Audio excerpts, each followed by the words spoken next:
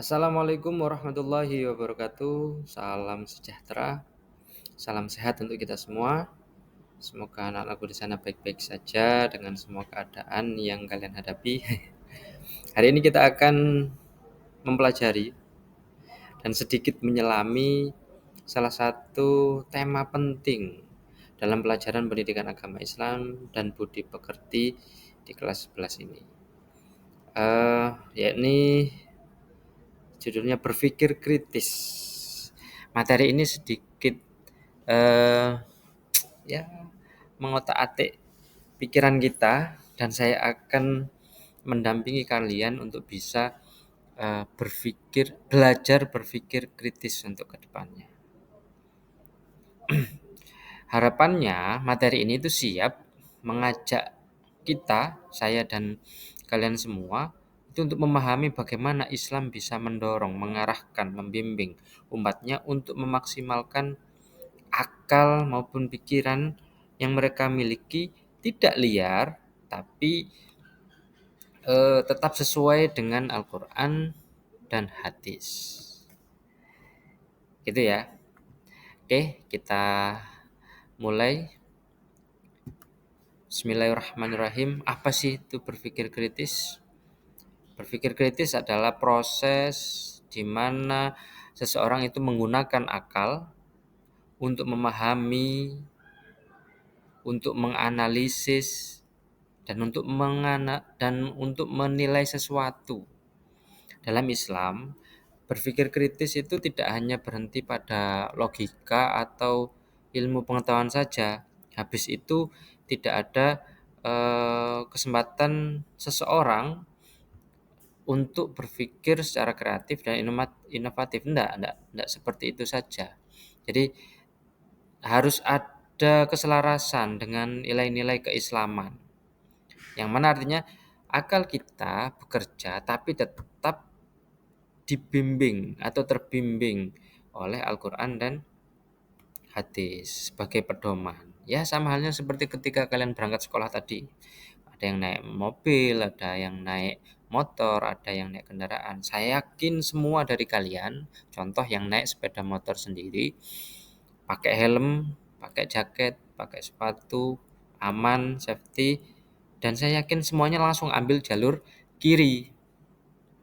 Nggak ada yang langsung Bismillahirrahmanirrahim ambil jalur kanan sampai depan sekolah. Saya yakin nggak akan sampai gitu loh. Nah itu kan perlu pemikiran. Kenapa kok kita secara tidak langsung itu ambil jalur kiri? Kenapa? Karena sebelumnya kita sudah berpikir secara kritis. Kalau seandainya kita ambil jalur kanan, maka kita akan melawan arus. Dan melawan arus itu resikonya besar dalam konteks berkendara ya. Kenapa? Akan banyak yang mengganggu, terganggu, dan itu berakibat fatal. Bisa kecelakaan, tidak selamat, dan lain sebagainya.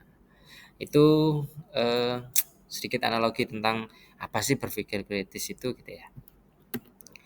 Dalilnya, A'udzubillahi minasyaitonirrajim.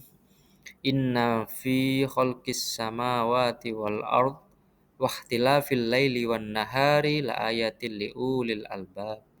Yang artinya sesungguhnya dalam penciptaan langit dan bumi serta pergantian malam dan siang terdapat tanda-tanda kebesaran Allah bagi orang-orang yang berakal.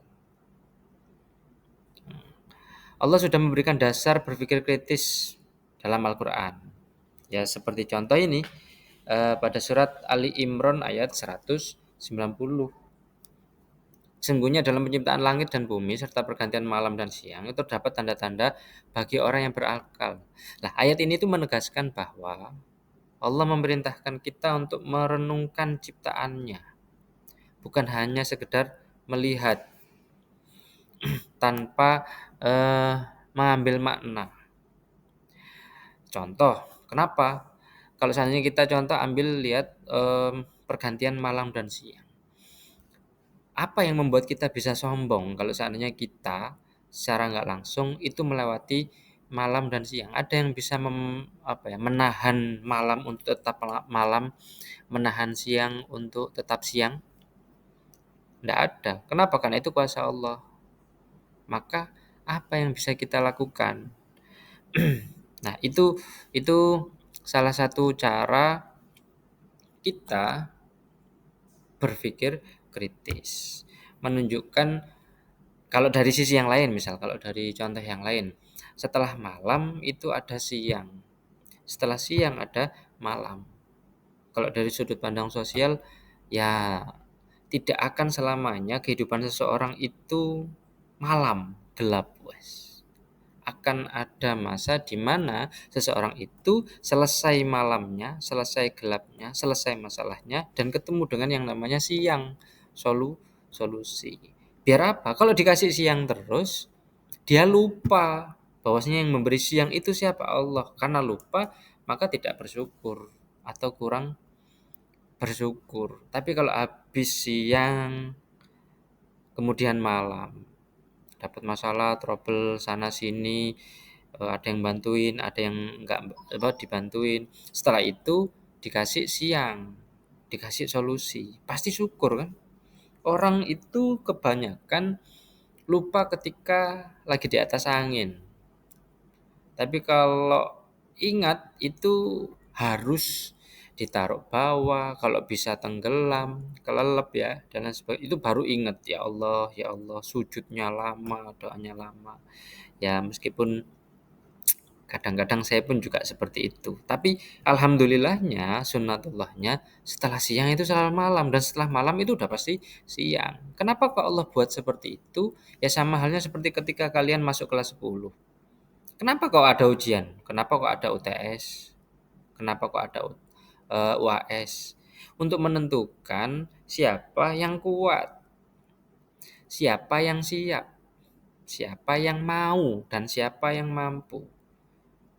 Kalau UTS terlewati, UAS terlewati, maka dia pantas untuk naik derajat, naik tingkat, jadi kelas 11.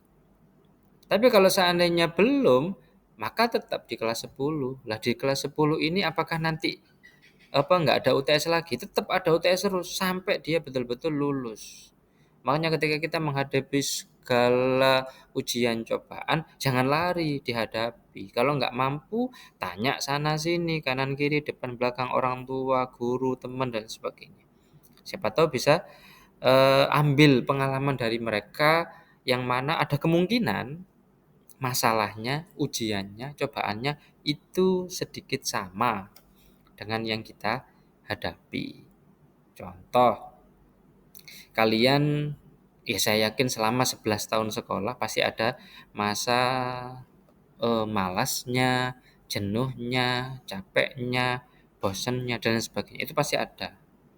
Lah, apakah saya tidak pernah selama saya sekolah? Apalagi saya sekolah S1 lulus, S2 lulus itu sudah berapa tahun?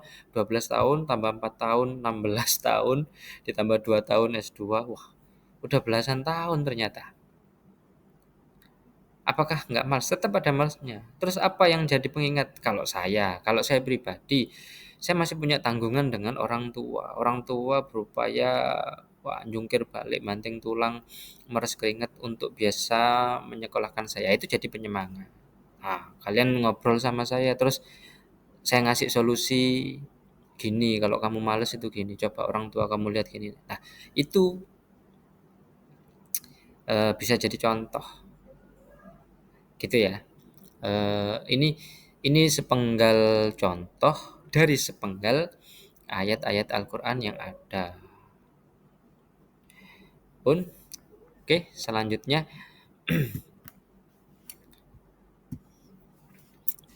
kandungan ayat.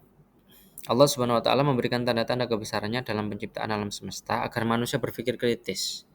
Nah, berpikir kritis akan membawa seseorang pada pemahaman yang lebih dalam. Nah, ini perlu digarisbawahi tentang kehidupan dan kebesaran Allah. Dari ayat ini kita bisa memahami loh bahwa alam semesta adalah tanda-tanda kebesaran Allah. Coba, teori banyak yang mengatakan, oh, alam semesta ini tercipta dari ledakan besar yaitu Big Bang. Lah, sebelum ada Big Bang itu seperti apa? Atau ketika ada Big Bang itu apakah ada ruang dan waktu?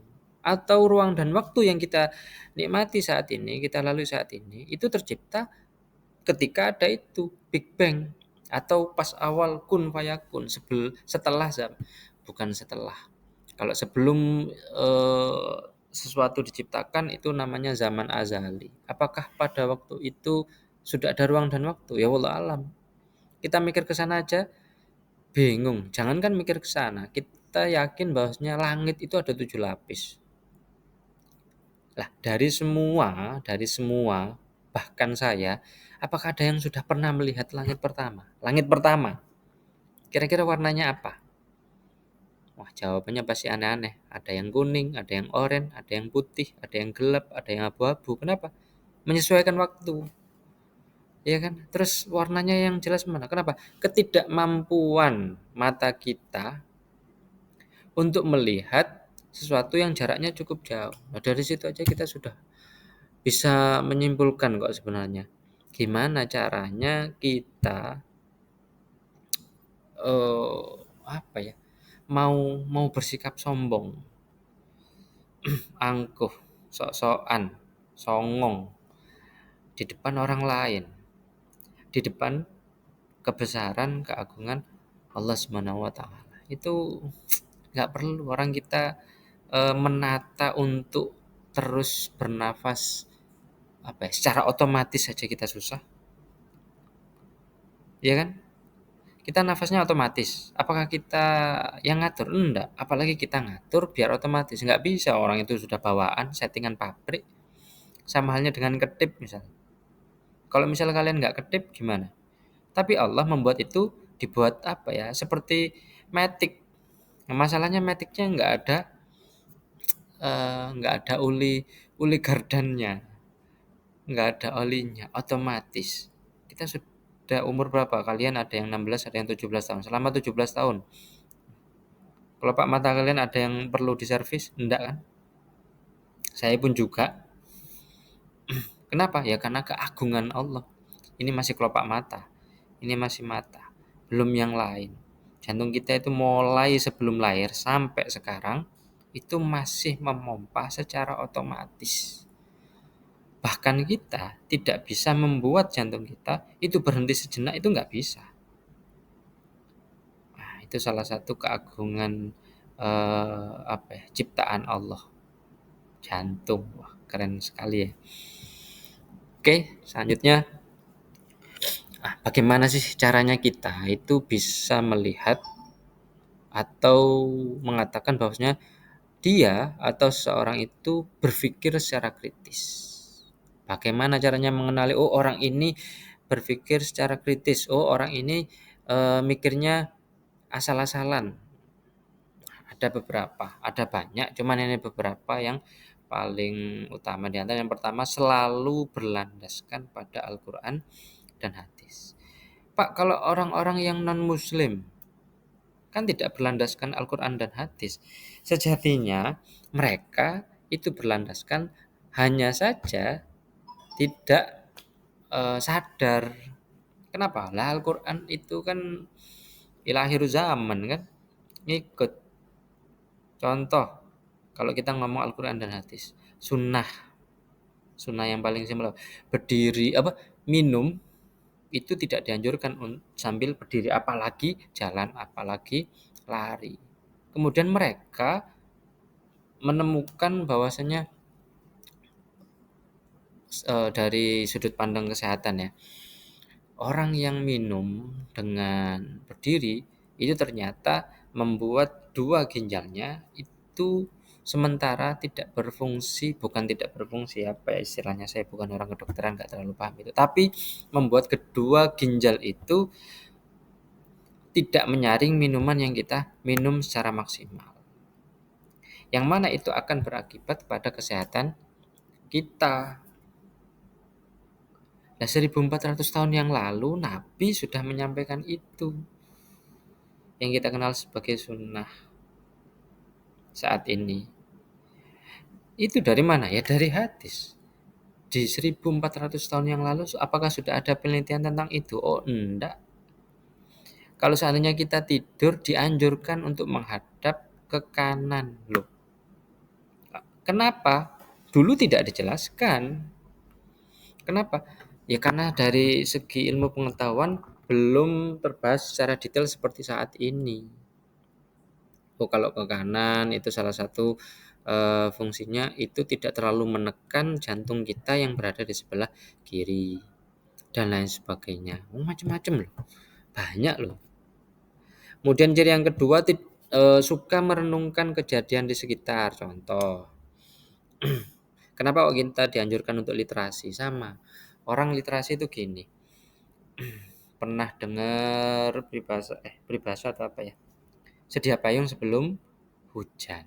Ini kalau secara tekstual, ya kalau sebelum hujan sedia payung. Masalahnya kapan dia tahu kalau seandainya akan turun hujan?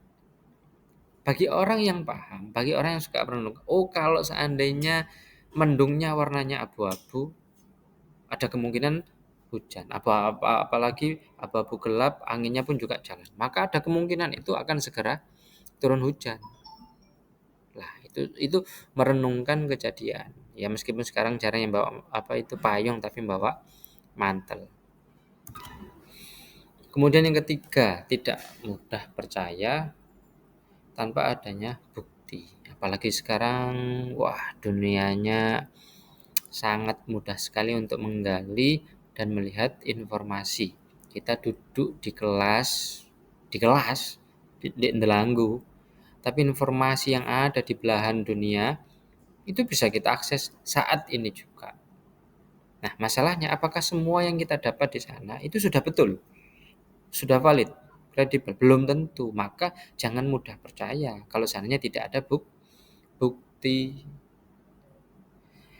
Ada teman yang bilang, kamu itu dikatain gini sama si A misal. Ya sudah, cross check dulu, tanya-tanya dulu. Apakah betul si A itu mengatakan seperti itu? Kalau betul, ya baru diklarifikasi. Jangan tiba-tiba ke sana datang marah-marah dan sebagainya. Kalau ternyata enggak, lo kata siapa saya bilang seperti itu. Nah, itu pentingnya orang yang berpikir secara kritis. Kemudian yang keempat, selalu objektif dan tidak berprasangka buruk seperti itu tadi. Kadang orang gini, dapat ujian, dapat cobaan, harapannya Allah itu bisa meningkatkan derajat kita, baik dari segi keilmuan, dari segi pengetahuan, pemahaman, pengalaman sosial dan lain sebagainya. Tapi sebelum kita selesaikan ternyata kita sudah berprasangka buruk. Ya Allah, sejatinya saya ini telah melakukan dosa apa kok sampai seperti ini. Belum sudah menyalahkan Allah. Jangan berprasangka buruk sama Allah. Dikit-dikit Allah yang salah. Dikit-dikit Allah yang membuat susah dan sebagainya. Pikirannya belum tentu. Maka harus kita cross check dulu. Apakah betul kira-kira saya ini diuji, dicoba sama Allah, atau kira-kira saya ini istidraj apa enggak, naudzubillah ya. Nah, itu jangan dulu berprasangka buruk. Boleh berprasangka, tapi jangan yang buruk dulu. Cobalah berprasangka baik dulu gitu loh. Nah, jadi itu sebabnya Islam itu mendorong dan menyemangati muslimah untuk bisa mengembangkan ilmu sebagaimana yang dilakukan oleh para ilmuwan muslim terdahulu. Saya yakin semuanya sering mendengar ilmuwan-ilmuwan yang itu ternyata ilmuwan Islam, Al-Farabi, Ibnu Sina, Ar-Rusdi dan lain sebagainya. Itu ya. Kemudian selanjutnya contoh berpikir kritis. Wah, tadi sudah banyak saya contohkan, tapi nggak apa-apa, ini kita contohkan lagi. Dalam ilmu pengetahuan contoh, Islam mendorong penelitian dan pengembangan ilmu seperti yang dilakukan oleh para ilmuwan muslim. Kita yakin bahwasanya makan, minum yang tidak dianjurkan baik caranya maupun bahannya itu bisa berakibat buruk kepada kita misalnya. Nah itu jangan asal didengerin kemudian oh ya langsung, ya dilihat dulu. Kalau ada orang nggak boleh makan tepung terlalu banyak, ya lihat-lihat apakah semua tepung. Terus nggak semua orang atau semua orang harus tidak makan tepung, ya jangan seperti itu. Kita lihat kalau kalian makan tepung, apa bedanya dengan kalian makan beras, jagung, dan gandum dan lain sebagainya. Yang membedakan itu ketika kalian makan banyak, makan sedikit, tapi kalian jarang gerak, jarang olahraga.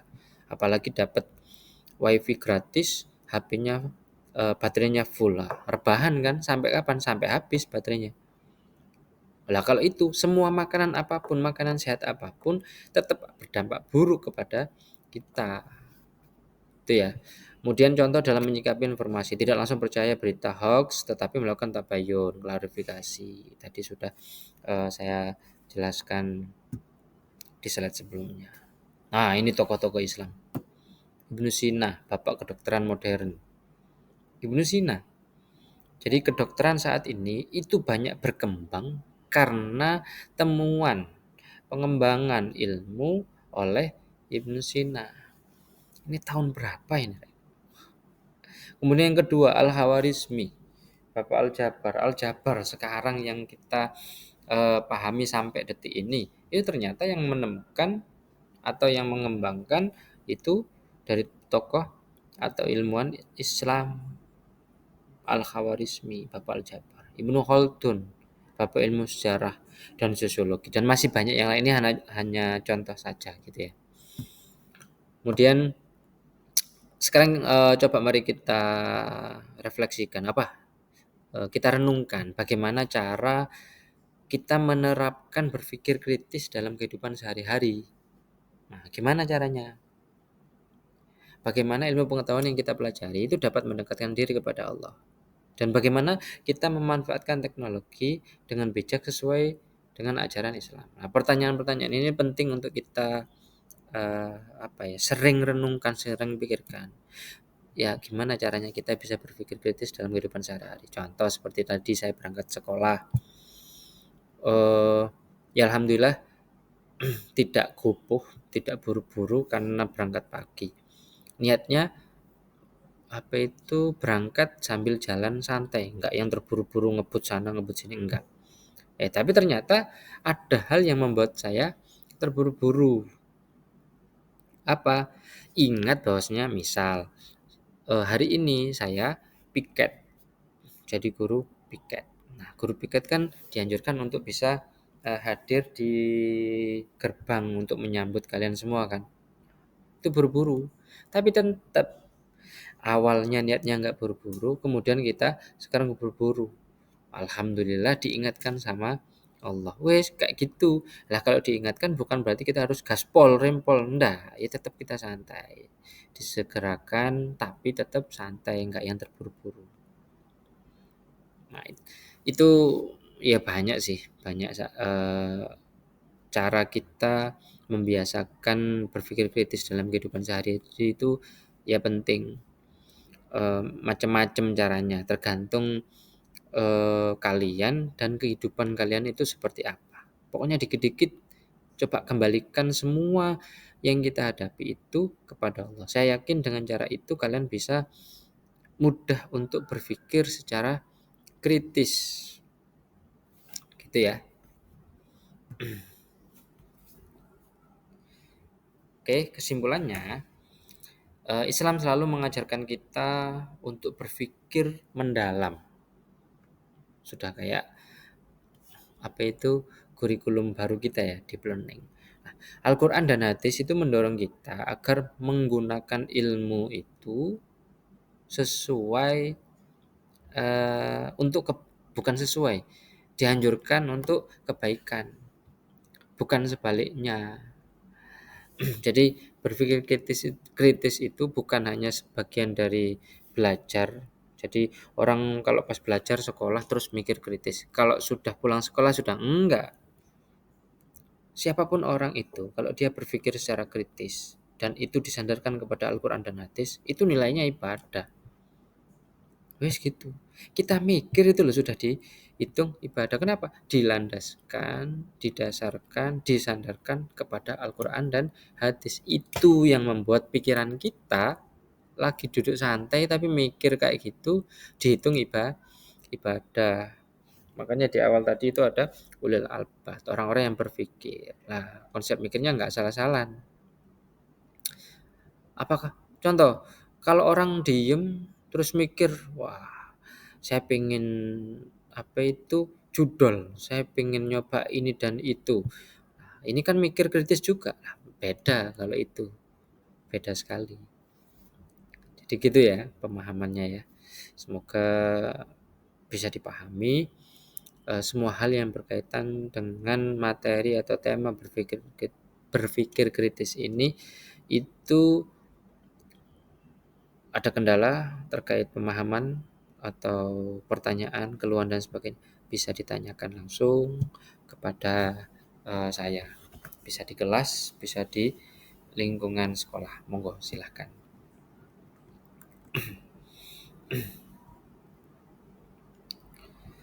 Oke, untuk selanjutnya nanti bisa kita perdalam lagi pertemuan ini di pertemuan selanjutnya. Bisa di kelas, bisa juga online seperti ini lagi ya. Pun akhirul kalam, mustaqim, semoga bermanfaat. Alhamdulillahirabbil alamin. Assalamualaikum warahmatullahi wabarakatuh. Mohon maaf dan terima kasih.